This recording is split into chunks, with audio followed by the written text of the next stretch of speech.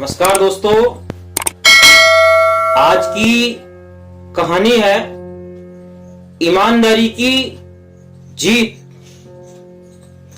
एक राजा था, वो ईमानदार था और नेक दिल का था और वो धर्म दान भी किया करता था, दान पुण्य का काम भी वो किया करता था। एक दिन राजा के मन में विचार आया कि वो समुद्री यात्रा करे, जहाज में बैठकर वो किसी दूसरी जगह वो जाना चाहता था। ऐसा उसके मन में विचार आया और वो जो राजा था, धन संपन्न राजा था, उसके पास किसी चीज की कोई कमी नहीं थी। और वो जो राजा है, अब यात्रा के लिए वो निकला तो उसने एक थैली में स्वर्ण मुद्राएं रख ली और वो थैली स्वर्ण मुद्रा की उसने भर ली थी, ताकि सफर के दौरान किसी चीज की कोई जरूरत पड़े तो वो आसानी से ले सके। इतने वो स्वर्ण मुद्रा उस थैली में रख लिए थे। अब वो राजा समुद्र के वहां किनारे पहुंच गया था और थोड़ी देर में जहाज आया तो वह जो राजा है उस जहाज में बैठ गया था और जहाज में बहुत सारे यात्री बैठे थे और अब वो जहाज चलने लगा।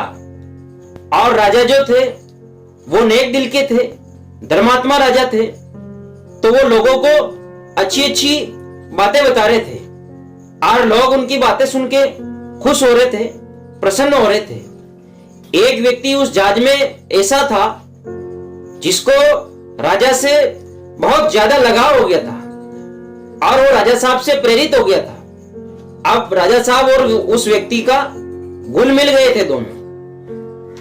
और उस व्यक्ति ने राजा साहब के पास जो एक स्वर्ण मुद्रा की जो थैली थी, उस व्यक्ति ने वो देख ली थी और उस व्यक्ति की नीयत खराब हो गई थी।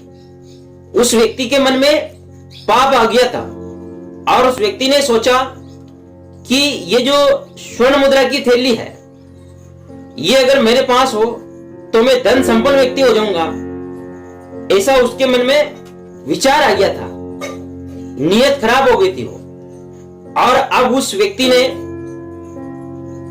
उस राजा के ऊपर आरोप लगा दिया और नाविक से शिकायत की कि नाविक साहब, जो जहाज चलाने वाला व्यक्ति था, उससे कहा कि मेरे पास एक स्वर्ण मुद्रा की थैली थी जिसमें बहुत सारे स्वर्ण मुद्राएं थी, वो गुम हो गई हैं, अर्थात किसी ने वो चुरा ली हैं।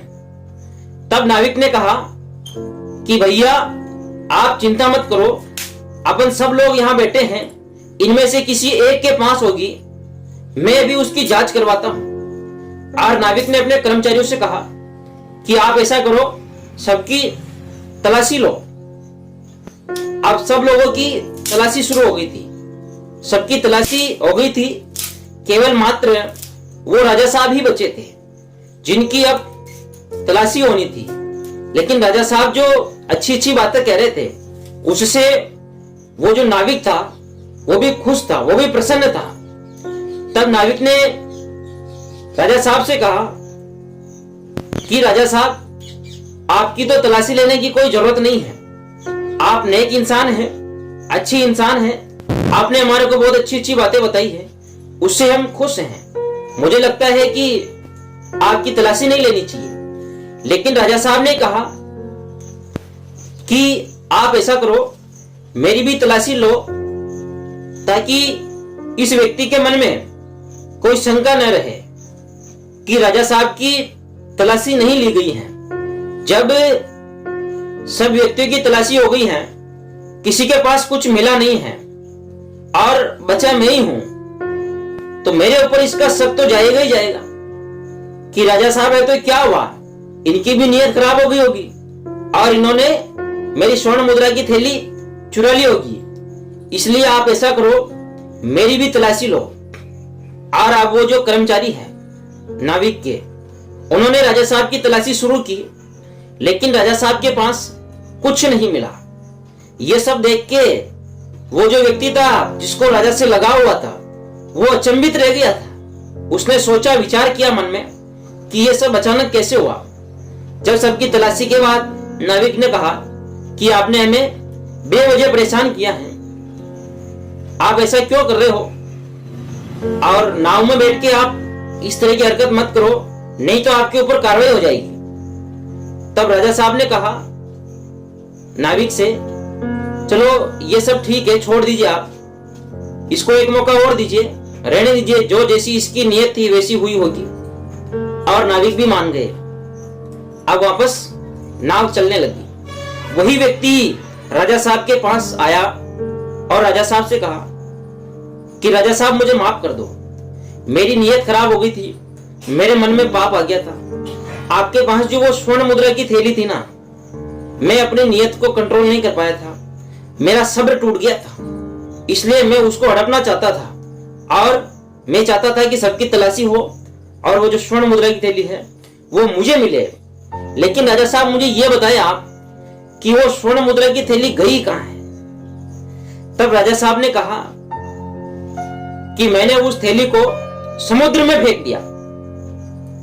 तब उस व्यक्ति ने कहा कि आपने उसको समुद्र में क्यों फेंका, मुझे उसकी जरूरत थी। तब राजा साहब ने कहा, देखो अगर मैं उसको नहीं फेंकता, मेरे पास रखता और तलाशी में वो पाई जाती तो सब लोग मेरे को किस निगाहों से देखते। मैंने जो अच्छी बातें कही और आपको जो बताया मैंने बहुत कुछ ज्ञान, वो सब ध्वस्त हो जाता, खत्म हो जाता। मैंने मेरी इज्जत कमाई, ईमानदारी कमाई, वो सब की सब चौपट हो जाती। वो थैली मेरी ही थी, लेकिन तलाशी में यदि पाई जाती तो फिर मेरी ईमानदारी खत्म हो जाती। इसलिए मैंने मेरी ईमानदारी कायम रखी और उस थैली से मोह छोड़ा और उसको समुद्र में फेंक दिया। तो दोस्तों, आपको भी ईमानदारी रखनी चाहिए। ये कहानी आपको कैसी लगी? ये कहानी अच्छी लगे तो इस वीडियो को लाइक करें, शेयर करें, कमेंट्स करें और मेरे YouTube चैनल धनुज बसेठिया को सब्सक्राइब करें। और आप सब लोगों का स्नेह प्रेम मुझे ऐसे ही मिलता रहे। धन्यवाद दोस्तों।